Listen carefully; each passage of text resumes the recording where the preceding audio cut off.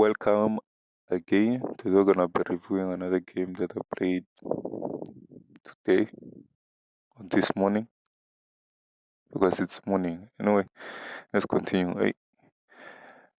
My opponent started with the natural move king's pawn to e4, and I responded king's pawn to e5, and I attacked my pawn with the knight. Then I protected my pawn with the knight to c5. Then my opponent pushed his bishop to c4. Yeah, I thought my opponent was trying to attack the pawn on f7 because I played the knight to f5, but that was not the idea because he pushed pawn to the queen's pawn one step to d3, and I was like, okay, let's continue. I guess that was not the idea. I continued, then I pushed my bishop, my black squared bishop to c5.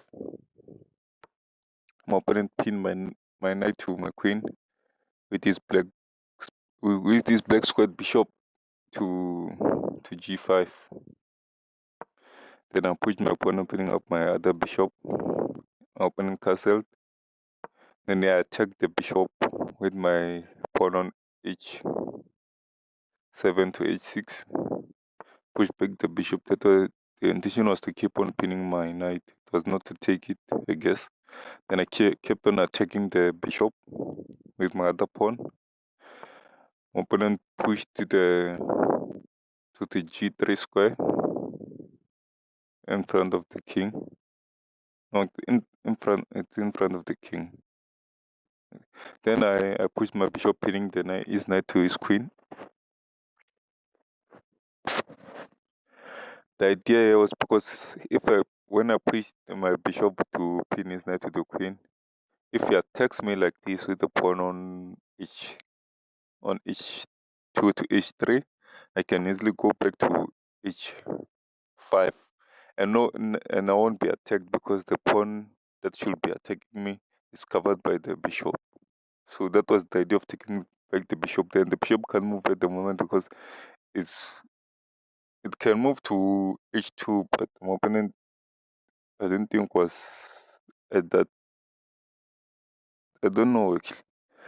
Let's continue, but my opponent didn't move to h2.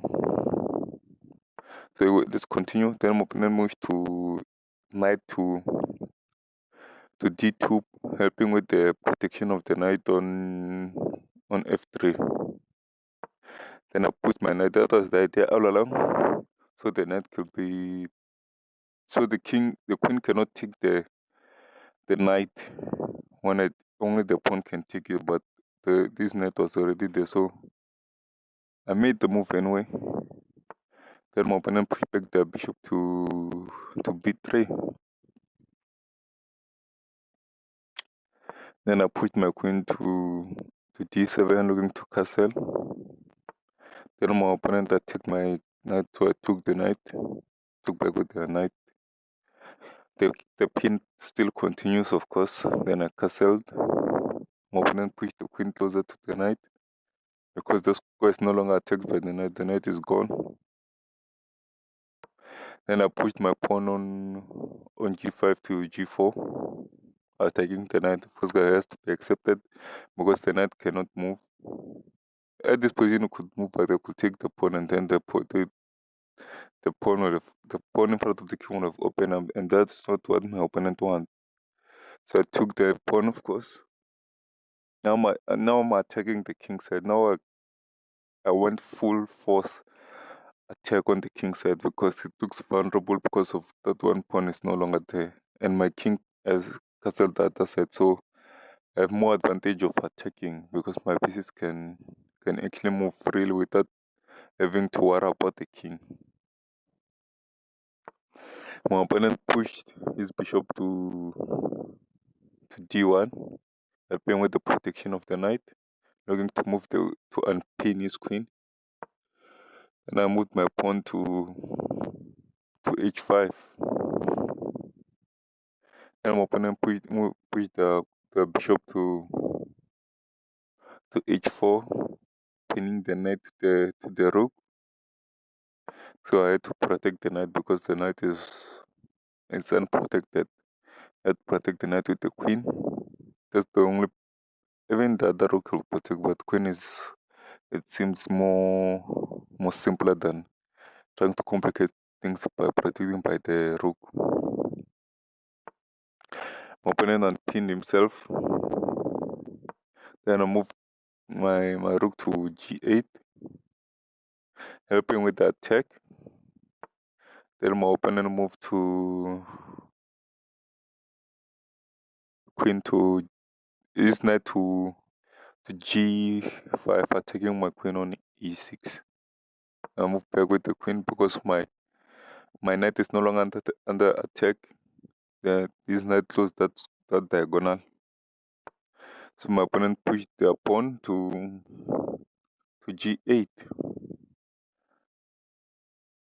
Then I moved my knight to h7, attacking his knight. Because my opponent accepted, then I checked with my rook and put this pawn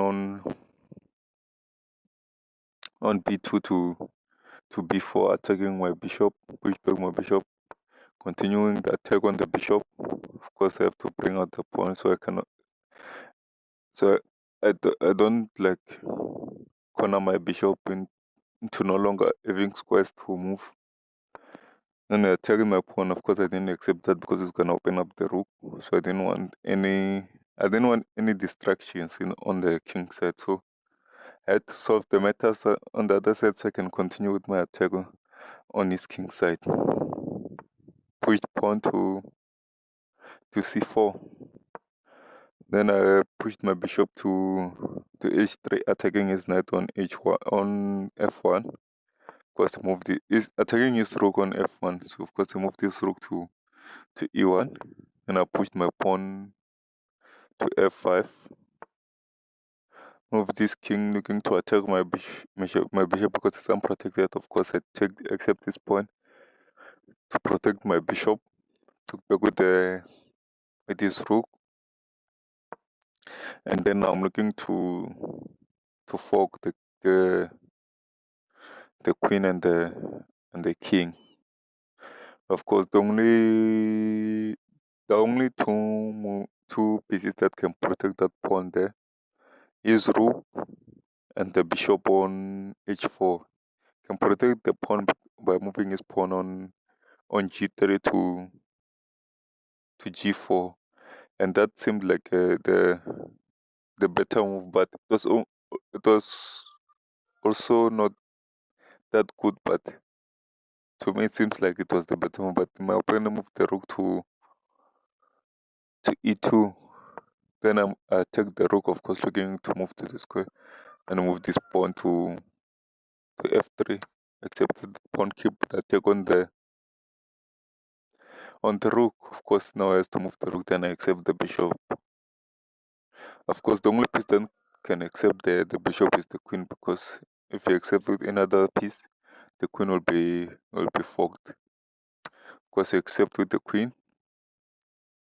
Then I push my rook, attacking the king with a check. Move this king to g1. Then I move my queen to h3 with this unstoppable checkmate. There's nothing you can do here.